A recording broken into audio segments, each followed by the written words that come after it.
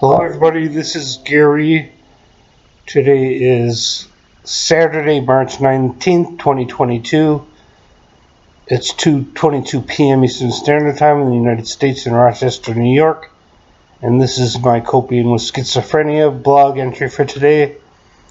And today I wanted to go over a delicate topic that often comes up in the world of psychiatry, psychiatric treatment, and psychiatric hospitals.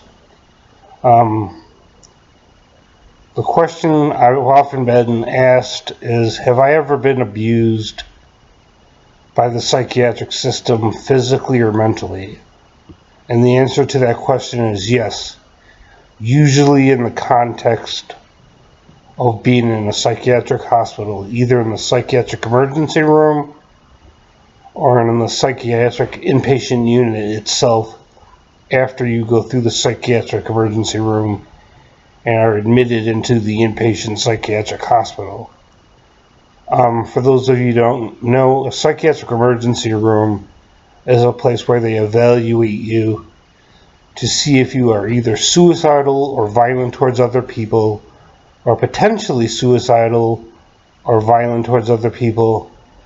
And if the answer to those questions is yes for either or both of those questions, there's a good chance you will be admitted into a psychiatric hospital with or without your consent, which is not abuse in and of itself. There are dangerous people, suicidal people, violent people, who might need to be hospitalized against their will. I have certainly been hospitalized against my will. That in itself is not abuse. I've had medications forced on me. That in itself is not abuse. If I'm in a psychiatric inpatient ward and I start threatening other patients or nursing staff or the doctor, the hospital is not obligated to let me go running amok and hurting other people or even hurt myself. If they allowed that, they would be opening all kinds of lawsuits from anybody who got hurt, patient or staff.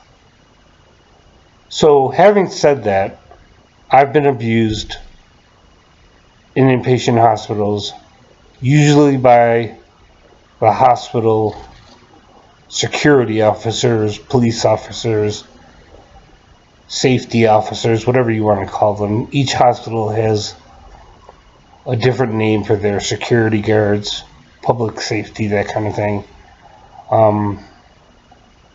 When I was in Rochester General Hospital, and this is going back a ways, this is going back 10 to 15 years ago, so it's a while back. I was admitted into the psychiatric inpatient unit at Rochester Psychiatric Center, Rochester General Hospital. I was admitted, everything was going fine. I was doing electroconvulsive therapy voluntarily. It was my idea. I'm the one that brought it up. But then I changed in my mind. I decided not to do it anymore. And I told the psychiatrist in a calm, rational voice that I wasn't going to do any more electroconvulsive therapy, also known as shock treatments. And she called in public safety, and they punched and kicked me in the stomach, punched me in the head. They threw me into a room after they removed the bed and mattress and all the furniture, threw a pillow on the floor, and threw me in the room for 48 hours with no blanket and just a pillow on the cement floor after beating the shit out of me. And I had no way of proving that they did that. That's why I never filed a lawsuit. And I don't have the money to fight a legal battle. It's not like the security guards were trying to restrain me or I had done something violent or dangerous. I told the psychiatrist I wasn't going to do electroconvulsive therapy anymore. She said she didn't like my tone of voice. She called in the security guards. I restated that I wasn't going to do electroconvulsive therapy anymore, and they proceeded to punch and kick me. And I spent the next 48 hours lying on the floor on a pillow with no blanket. And then they discharged me just to get rid of me. And I learned later on that Rochester General Hospital, which is run by Rochester Regional Healthcare,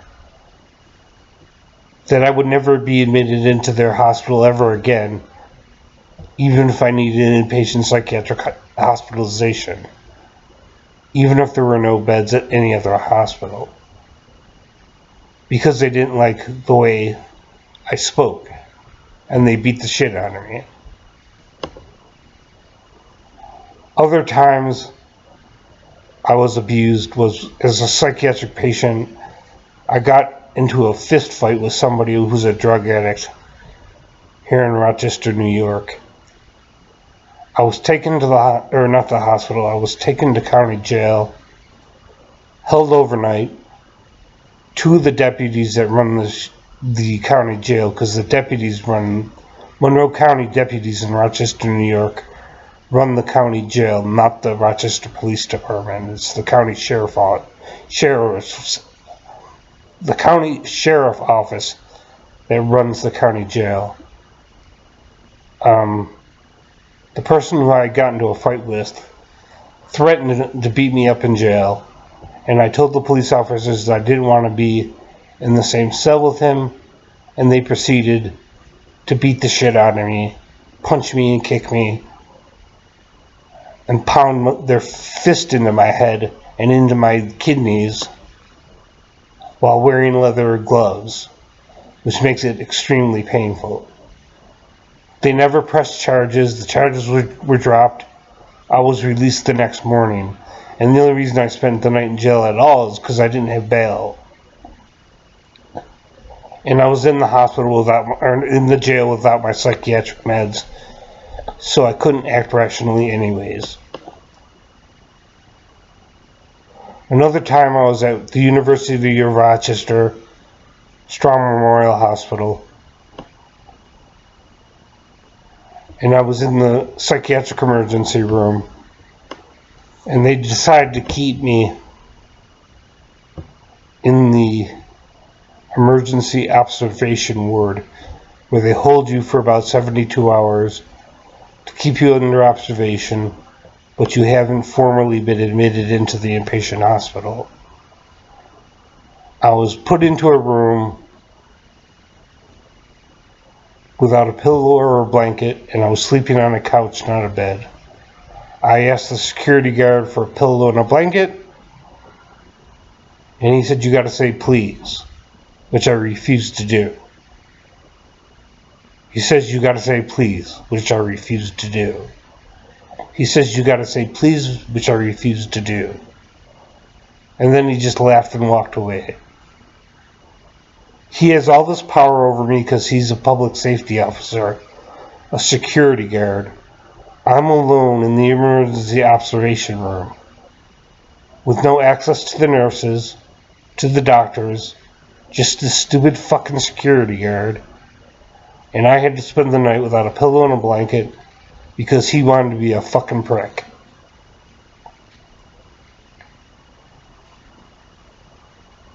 There are other times that I've been beat up, kicked, punched, and mistreated and abused by psychiatric, security guards, police officers, and public safety officers of the hospitals that I was admitted into. One time I was a patient at St. Mary's Hospital's psychiatric inpatient unit. One guy, another patient, kept physically attacking me. The staff refused to protect me. I insisted that they call the police.